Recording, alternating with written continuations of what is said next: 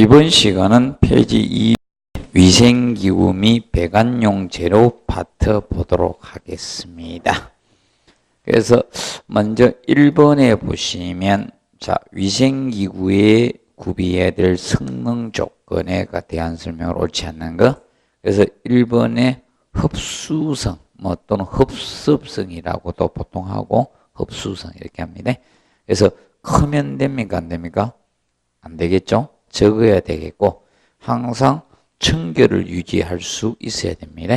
그다음에 필요로 하는 충분한 물을 공급을 해줘야 돼요. 자, 예를 들어서 변기에 물을 적게 공급해서 변이 안 내려가도록 하는 이 오물이 안 내려가면 안 되겠죠.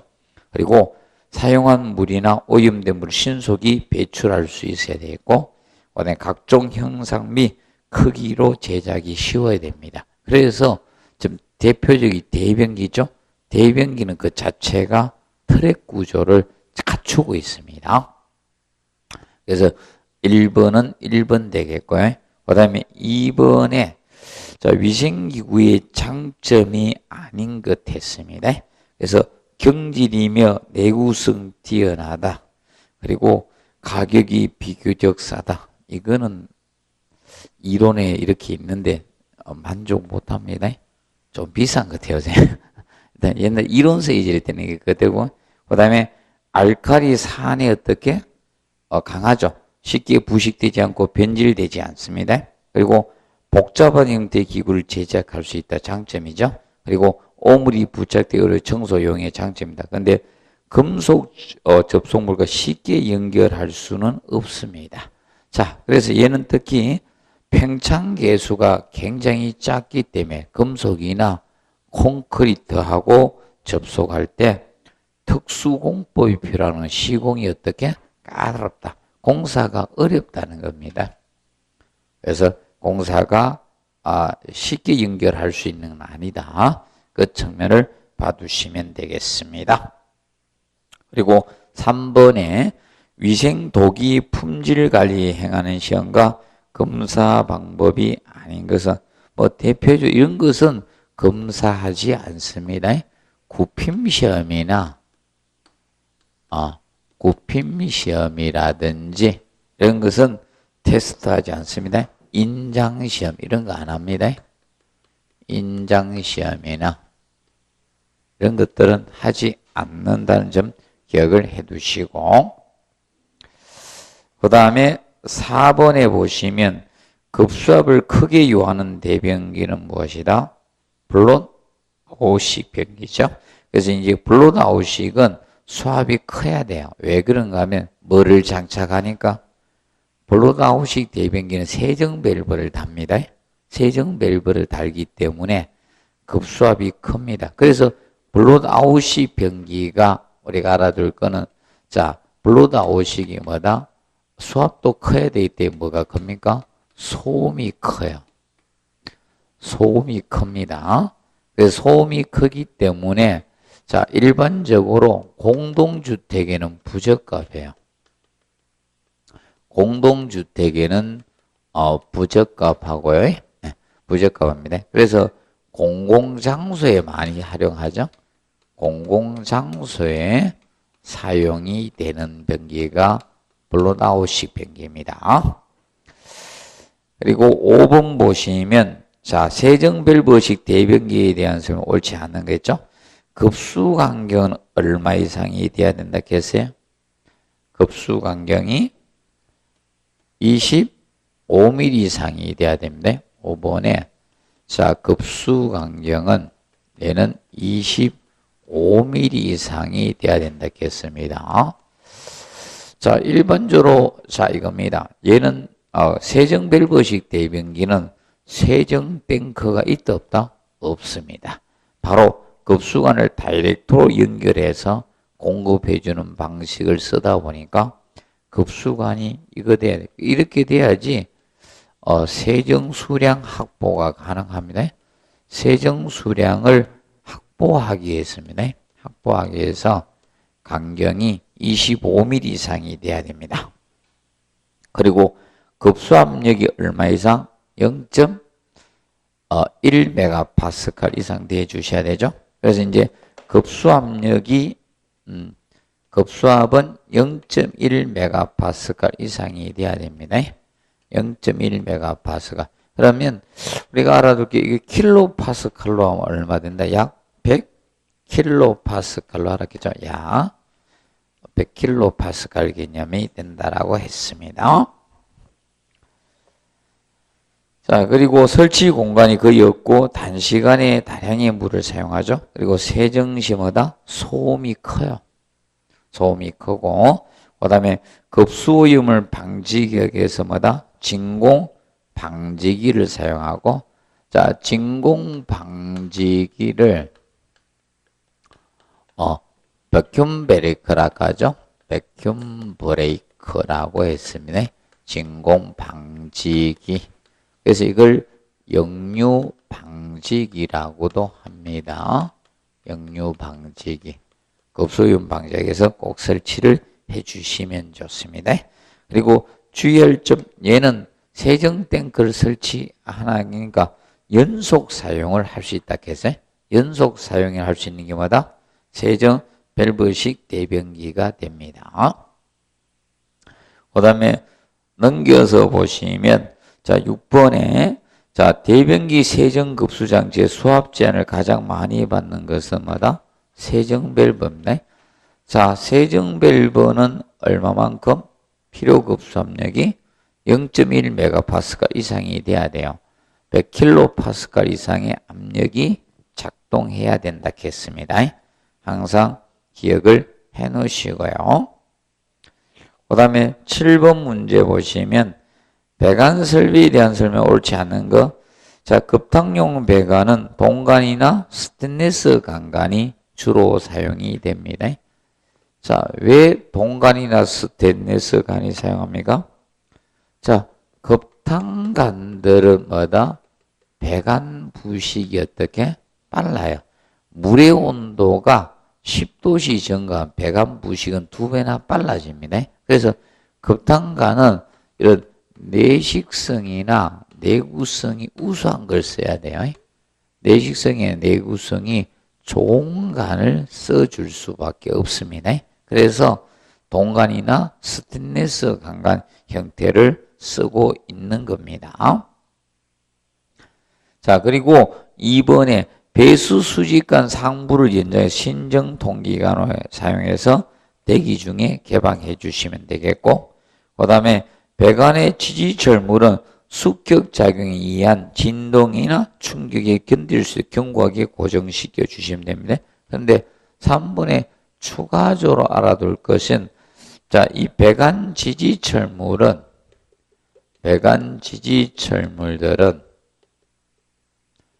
자, 보통 배관의 구배 조정이 용이해야 됩니다. 배관의 구배. 구배가 뭐였습니까? 기울기. 그래서 배관의 구배 조정이 용이해야 됩니다. 용이한 것이 좋습니다. 그리고 4번 프렌지엄은 꼭 공부해 놓으십시오. 자, 프렌지엄은 밸브나 펌프 및 각종 기기에 기기와 배관을 연결하거나 또는 교환 해체가 자주 발생하는 곳에 쓰는 것이 뭐다? 프렌지엄입니다. 그래서 프렌지엄은 우리가 알아두실 것이 프렌지엄은 볼트를 최소 4개 이상 쪼아야 됩니다. 프렌지엄은. 그래서 프렌지엄의 도시기호는 도면 표시기호는 자 요거 있습니다. 자 이렇게 되죠. 도시기호는 양쪽 크기가 어떻게 동일한 크기라겠죠. 옷이 무슨 이음이다? 프렌지엄의 도시기호입니다. 프렌지엄. 그리고 프렌지엄의 볼트 최소 개수는 4개 쪼아야 됩니다. 그리고 5번의 배관 보온재는 보온 및 방로 효과를 높이기 위해서 사용 온도에 견디고 열 관료율이 큰 재로 쓴다 해서 OX, X입니다. 자, 이거 주의할 것은 열 관료율은 크면 안 되죠. 율은 적어야 되고 뭐가 커야 된다? 저항값이 큰 걸 써야 돼요. 열간류 저항 이것이 큰 걸 쓰는 거예요. 저항이 큰 걸 쓰는 겁니다. 그래서 혼돈하지 않도록 해주시면 됩니다. 그 다음에 8번 문제 간 재료에 대한 설명으로 옳지 않는 것은 첫째, 급탄간은 급소보다 간의 부식이 빠릅니다. 그래서 아까 무슨 간? 동간이나 스테인리스 강간을 사용해야 됩니다. 그리고 연간은 열에 강하다 해서 OX, X입니다. 급탕배간의 부적합해요. 그래서 이 문장은 틀렸습니다. 그래서 2번 개념은 연간은 그래서 저런 데 많이 씁니다. 보통 우리 옛날에 보면 저런 데 변기 접속 부분 있죠. 간하고 접속 이런 부분에 많이 썼었습니다. 그리고 3번에 경질 염화 비늘간은 부식에 강하죠. 자, 경질 염화 비늘간은 보통 저거죠. 가격도 싸고 시공도 용이하고 마찰 저항도 적고 맞죠? 전기 절용성도 있고 다 좋은데 단점이 뭐라 했어요? 경질 염화 비늘의 단점은 열에 약하다는 거. 열 팽창률이 크잖아요. 열 팽창률이 크기 때문에 열에 약합니다. 열에 약하다는 거하고 그다음에 외부 뭐다? 기계적 충격 강도에 약합니다. 기계적 충격 강도에 약합니다. 강도에 약하다는 단점을 가지고 있습니다. 자, 그리고 동간은 아연동 강도보다 부식에 대해서 강하죠. 그리고 아연동 강간은 평면 충격에 굴곡 자구리는 단점을 좀 있습니다. 자, 그리고 우측에 보시면 그래서 거기 나오는데 해설에 강간은 항상 3번을 기억해 놓으세요. 3번에 보시면 스케줄 번호가 뭐다? 클수록 간의 두께가 두껍다는 거. 그리고 동간은 자, 3번에 동간의 종류는 K타입, L타입, M타입 세 가지가 있는데 이 중에서 두께의 순서는 뭐다? K타입이 가장 두껍습니다.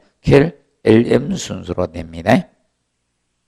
그리고 연간은 거기 보시면 연간은 산해가 알칼리에 약합니다. 그래서 콘크리트 매설 시 방식 피복이 필요한 게 연간입니다. 그리고 경질 염화 비닐간은 내산성, 내알칼, 전기적인 우수하고 간내에 맞춰 손실 적고 가볍고 가격 저렴합니다. 장점이죠. 그런데 4번이 단점이죠. 열팽창률이 크다는 거하고 그다음에 외부 충격 강도 약하다 했습니다.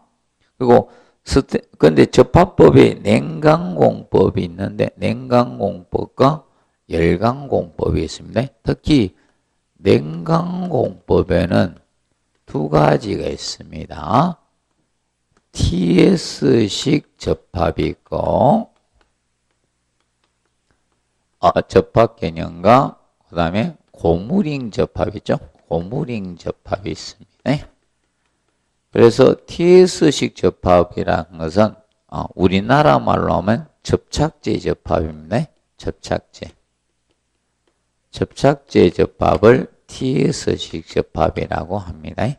고무링을 이용하는 고무링 접합법이 있습니다. 간단히 알아두시고 그 다음에 스테인리스 강간은 위생적이면 내식성 우수하고 수명 길죠. 그리고 기계적 성질을 우수하면 기계적 강도에 강하죠. 그리고 두께가 강간보다 얇게 할 수 있기 때문에 자, 일반적으로 시공이나 운반이 용이한 것이 특징입니다. 그래서 그 9번에 보시면 1번에 스테인리스 강간은 철에다가 뭐다? 크롬이나 이런 니켈 같은 걸 첨가해서 강간에 비해서 보통 기계적 강도가 강하죠. 그래서 이제 강간하고 비교해서 공부하시면 됩니다. 스테인리스 강간은 강간하고 비교해서 여러분들이 공부 학습을 해 두시면 됩니다. 그러면 스테인리스 강간은 강간보다 강간하고 비교하네. 강간보다 자 내식성과 뭐다? 내구성이 우수해집니다. 내식성과 내구성이 우수해집니다. 좋아집니다.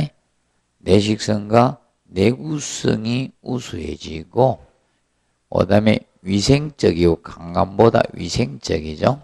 위생적이고 그리고 강간보다 기계적 강도도 커요.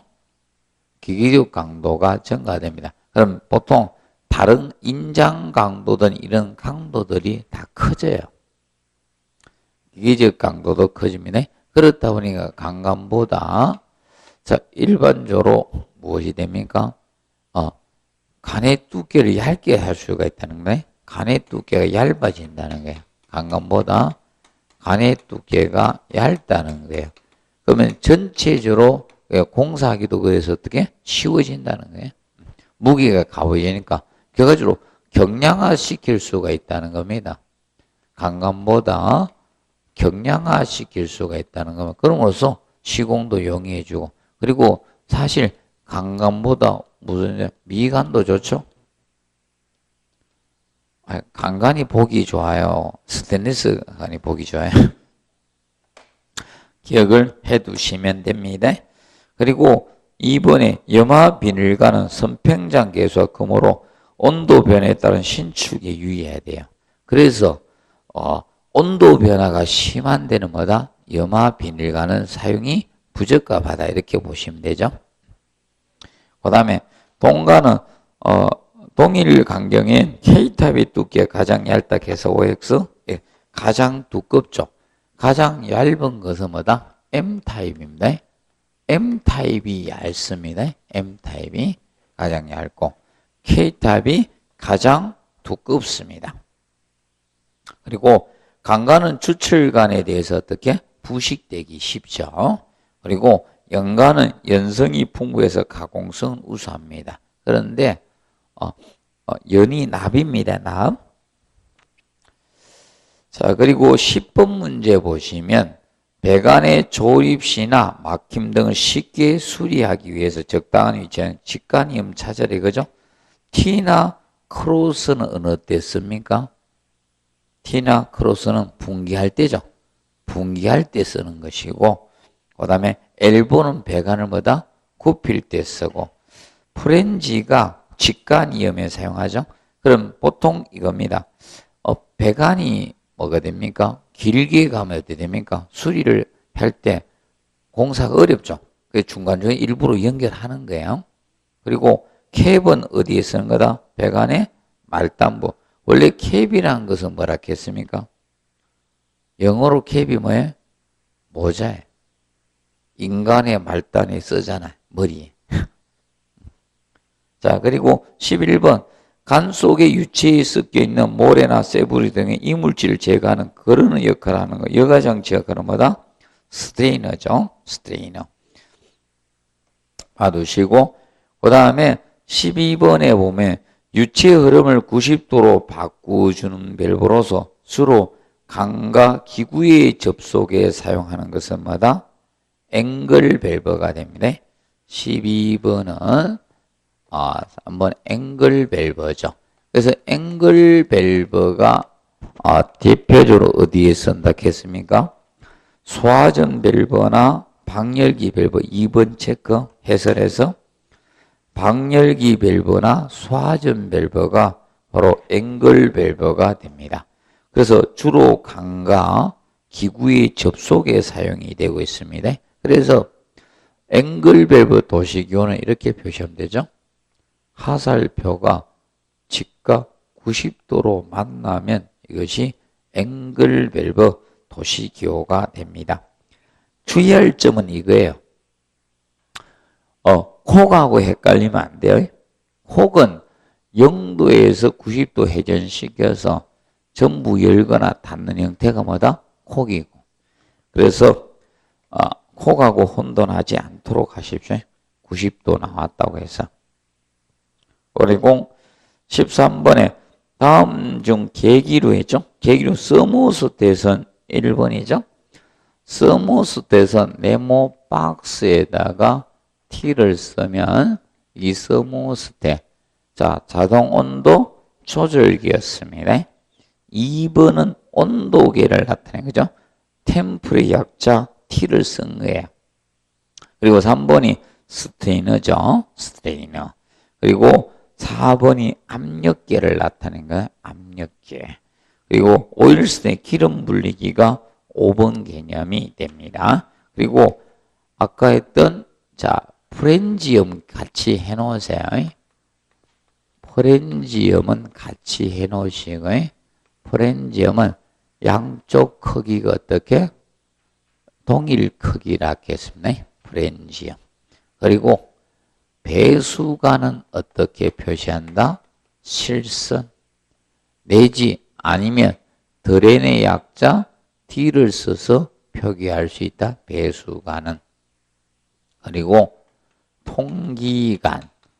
자, 통기관은 여러분들 용어로 점선, 벤트 약자 V를 쓰든 이렇게 통기관은 표시할 수 있다는 점을 알아두도록 해 두시기 바랍니다.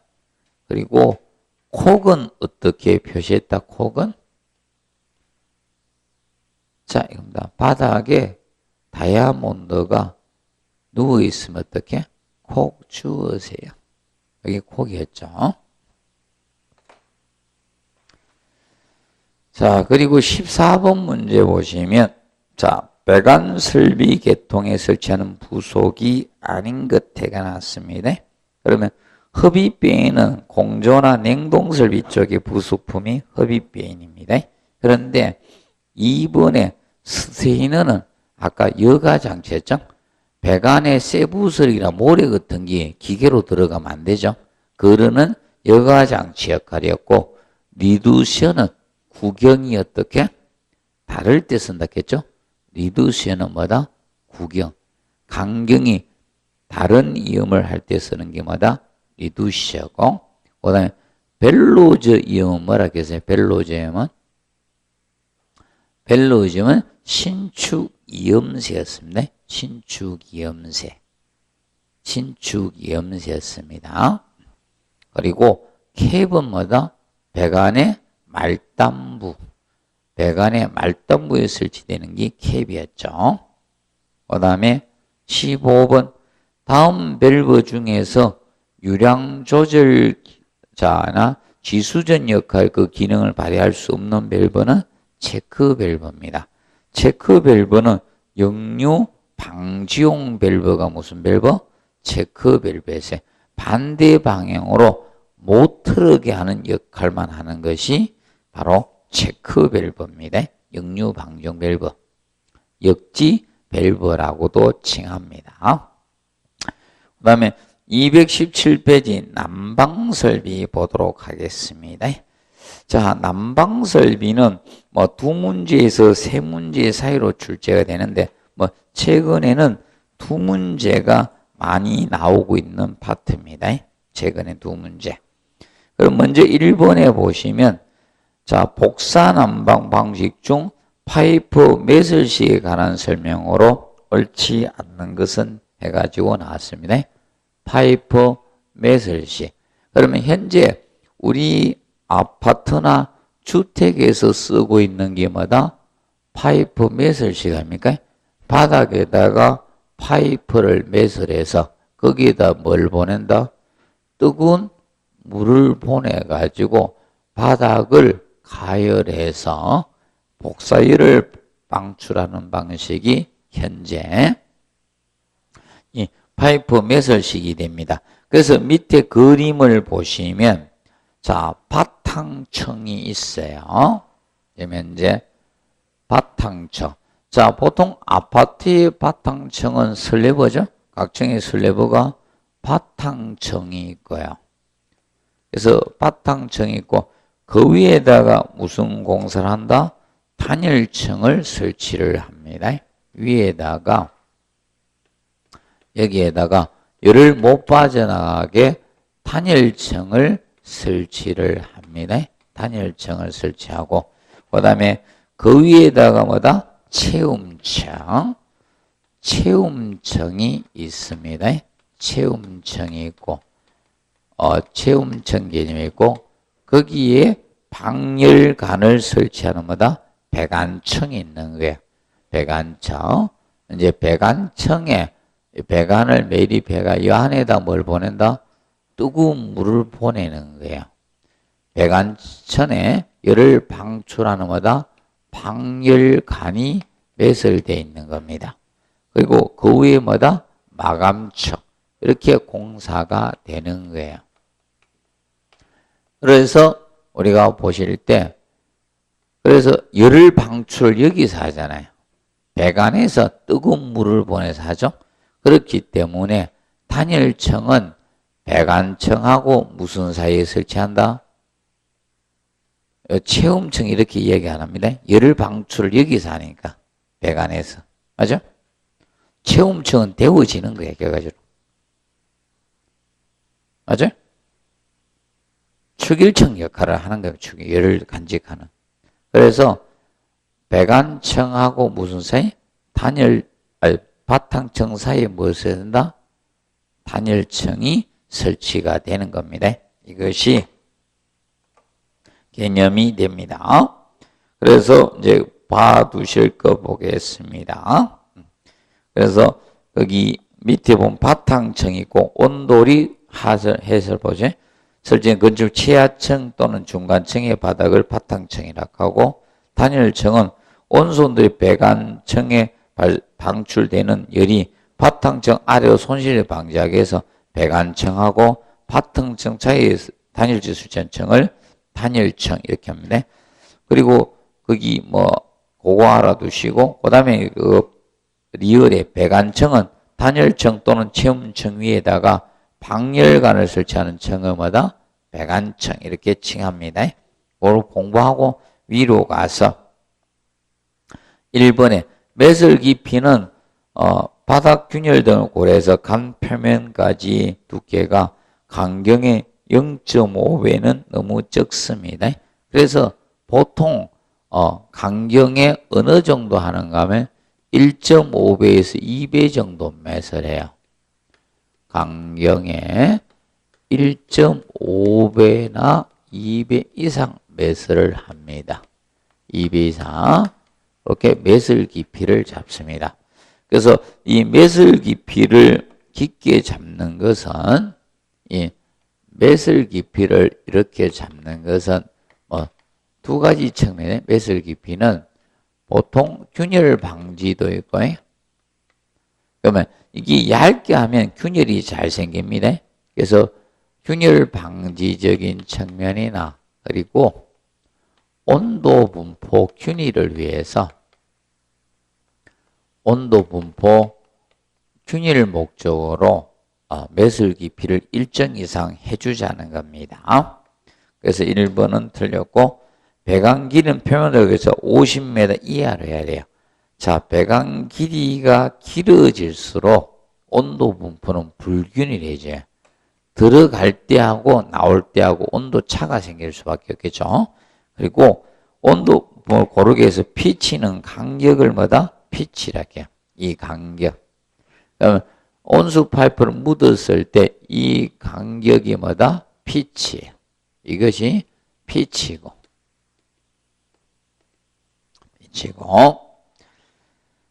매설 깊이는 깊게 하면 그리고 온수 온도 콘크리트 매설할 경우 60도 이하라고 평균 50도 전후가 많이 사용됩니다. 현재 우리나라는 거의 콘크리트로 체험청을 많이 합니다. 그래서 그 콘크리트로 바로 묻습니다. 그리고 순환 온수의 온도 차를 가열 온도와 균일하게 하기 위해서 5에서 6도씨 이내로 하는 것이 바람직합니다. 그리고 이제 이 파이프 묻을 때 있죠. 이 배관을 묻을 때는 기본적으로 이겁니다. 이렇게 실이 있으면 여기가 외벽이에요. 여기 창문이 이렇게 있다 가정을 합시다. 이런 식으로 여기 벽체고 여기가 실외입니다. 여기 창문이 있으면 보통 배관은 이렇게 되네. 제일 먼저 배관을 어디에다 보내는가 하면 창문 아래 여기 먼저 보내는 거야. 이론상은 이래도 실제는 안 해요. 이론상 이쪽에 배관을 좀 좁게 하고요. 이렇게 하면 이쪽으로 좀 넓게 이렇게 한다라고 보시면 돼. 이래야지 온도 분포가 균일해져. 그러면 실제는 안 합니다. 이렇게 넣어가지고 이리 넣고 이리 나오도록 하는 거야. 이렇게. 그래서 먼저 배관이 물이 어느 쪽은 먼저 가더란다. 창문 아래. 에너지 손실이 많은 데부터 먼저 보내는 겁니다. 그 점을 우리가 알아두시면 되겠습니다. 기억하시고. 그래서 건축 설비에 관한 규칙에서 한번 이 법령을 따다 한번 냈었었는데 그 문제는 그거 안 갖다 놨습니다. 그래서 이제 주의할 것이 218페이지 보시면 거기에 온수 온돌의 설치 기준 나오죠. 여기서 답을 한번 유도시켰었습니다. 뭐 가지고 냈었는가 하면 거기 리을 가지고 냈었습니다. 리을. 그거 가지고 한번 출제를 했었습니다. 장난쳐서 낸 거죠. 리을 가지고 기출을 했었습니다. 그 다음에 그 2번 보시면 자, 잡열 이용하는 난방 방식은 뭐다? 2번에 전기죠. 온수는 뭘 이용한다? 현열. 온수 난방은 현열을 이용하고 온수 난방하고 전기 난방이 뭐라 했습니까?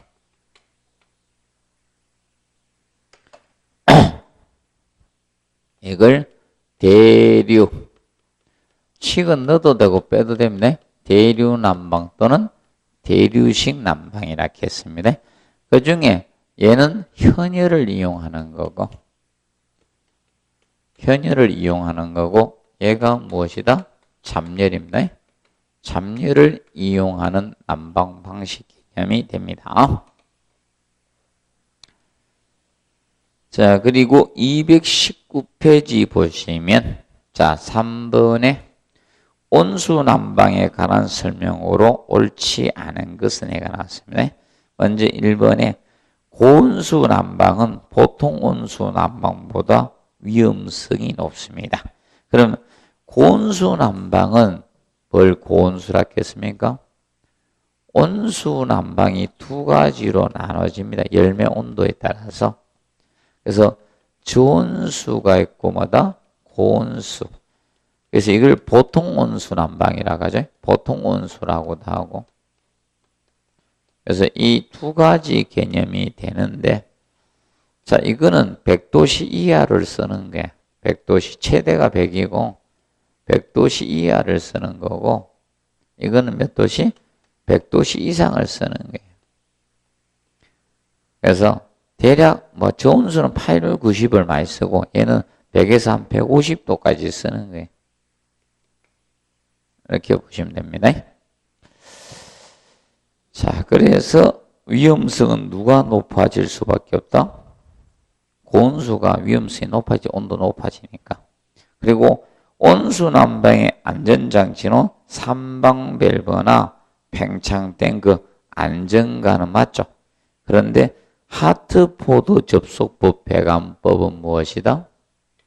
이 하트포드 접속법은 접속법은 배관법이라 칭하죠. 배관법. 그래서 하트포드 접속은 전기 난방입니다. 전기 난방에서 본래의 안전 수위입니다. 본래의 안전 수위 확보 목적으로. 그래서 전기 난방에서 본래의 안전 수위 확보 목적입니다. 목적을 설치하는 배관이 뭐다? 하트포드 배관법이었습니다.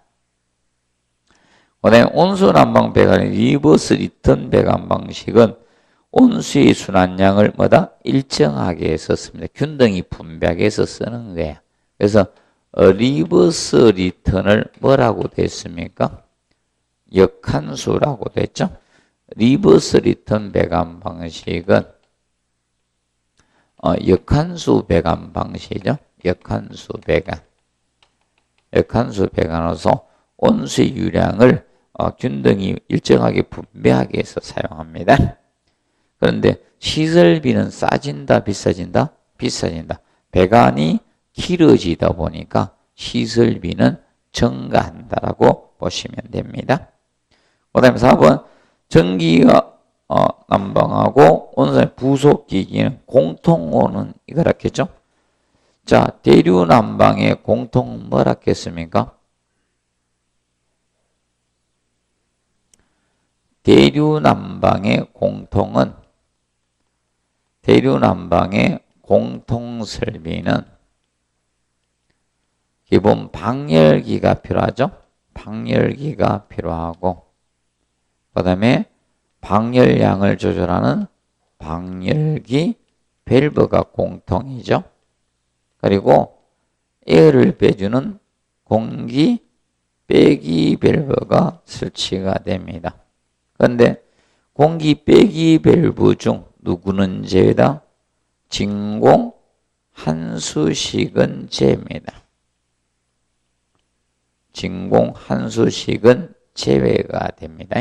제외하고 공통 항목이 된다는 점 기억해 두시면 됩니다. 그 다음에 자 5번의 니튼콕은 온수의 유량을 조절함으로써 온수 방열기 한수 밸브로 사용하는 게 니튼콕이었습니다. 구분해 두시고요. 특히 이제 안전장치 중에 그 2번의 팽창 탱크 있죠? 자, 팽창 탱크는 물의 팽창입니다. 물을 끓이면 물은 부피가 뭐다? 팽창될 수밖에 없죠. 그러면 물의 팽창 같은 이상 압력을 흡수해 주는 것이 뭐다? 팽창 탱크고. 근데 물의 온도에 의해서 배관의 길이에 대한 신축을 흡수해 주는 것보다 신축 이음새고 혼돈하면 안 됩니다. 구분을 해 두시고요. 이때 팽창 탱크는 두 가지가 있습니다. 개방식 팽창 탱크하고 뭐다? 밀폐식 팽창 탱크가 있는데 이 중에 자 개방식 팽창 탱크는 보통 온수 난방은 개방식을 쓰지만 우리가 고온수 난방은 무엇을 써야 된다? 밀폐식 팽창 탱크를 사용해야 돼. 물의 온도를 높이기 위해서는 개방식 팽창 탱크 물의 온도를 높일 수가 없습니다. 그래서 밀폐식 팽창 탱크를 우리가 사용을 해 주셔야 된다는 점을 알아두시면 되겠습니다. 그리고 페이지 자 220페이지 4번 방열기 한수구에 설치해서 전기관 내에 생긴 응축수만을 본래 한수하기 위해서 사용하는 것은 뭐다? 방열기 트랩, 열동 트랩이죠. 전기 트랩 중에 하나잖아. 전기 트랩을 찾으시면 되죠. 예, 스팀 트랩. 그래서 방열기 트랩, 연료각격 트랩으로서 방열기 트랩을 열동 트랩이라고 합니다. 열동 트랩. 그래서 기억해 두면 되나. 그럼 아까 1번은 뭐였습니까? 1번은 니튼콕은 이거는 어디 있었다? 온수 난방이죠.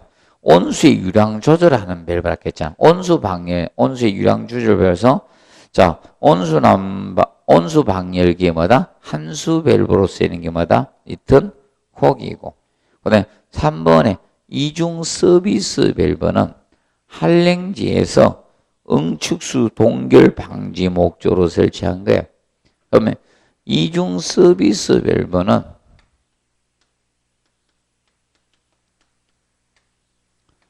이중 서비스 밸브는 자 이걸 하겠습니다. 이중 서비스 밸브는 열동 트랩하고 열동 트랩과 방열기 밸브를 조합해서 만든 게 이 두 가지를 조합해서 만든 것이 이중 서비스 밸브가 됩니다. 자, 기억하시고, 그 다음에 이제 5번의 쿨링 레그가 뭐였습니까? 우리나라 말로 하면 냉각다리. 냉각다리 또는 쿨링 레그. 응축수를 냉각하게 한마다 배관이다. 그래서 이걸 냉각 레그 이렇게 쓰는 분도 있다. 냉각 레그. 그래서 봐두시고, 이거는 응축수를 뭐다? 냉각하기 위한 배관이 뭐다? 냉각다리. 완전한 응축수를 트랩에 보낸 역할을 하죠. 얘는 완전한 응축수를